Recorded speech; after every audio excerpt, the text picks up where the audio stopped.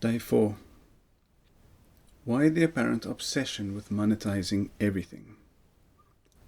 There can be so many answers to that question, but in my case I would say that it's the Calvinist in me. I'm not saying that Calvinists are capitalists or greedy, but at least if what you are doing is helping pay the bills, then it cannot be pure indulgence. I really am trying not to think of things purely in terms of money. If I don't want to spend money on clothes, it's because I don't need more clothes. If I don't want to fly for every holiday, then it is because what's the point of recycling but then taking 4 flights a year? My resistance against spending probably comes from my mother, not because that is something that she instilled in us, but because of how she had to live due to lack of funds. Not exactly her fault, granted. It must be absolutely heartbreaking to learn that your safety net has disappeared and that all those crafts and embroideries will have to wait a while longer, only to never get done. We don't have a specific safety net either.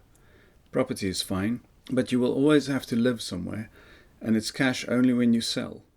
Who knows what happens? Markets can crash, wars can break out, a bus can hit you. So there needs to be a balance. Some grown-up savings and investment, some guilt-free spending. I'd say we need to increase how much goes into savings and investments to 15% from the new year and see how that goes. We can look into ways of increasing our work income, really focus on it, whether that's more work or better work or both. So, what should the picture look like in the end?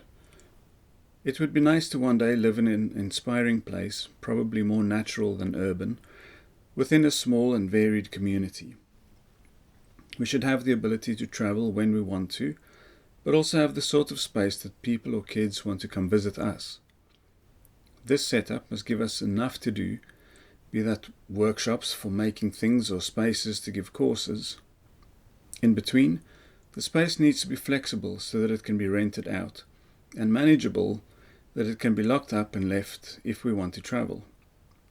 As time goes by, I'm sure this wish list will expand and crystallize, but it's good to have a starting point for these things.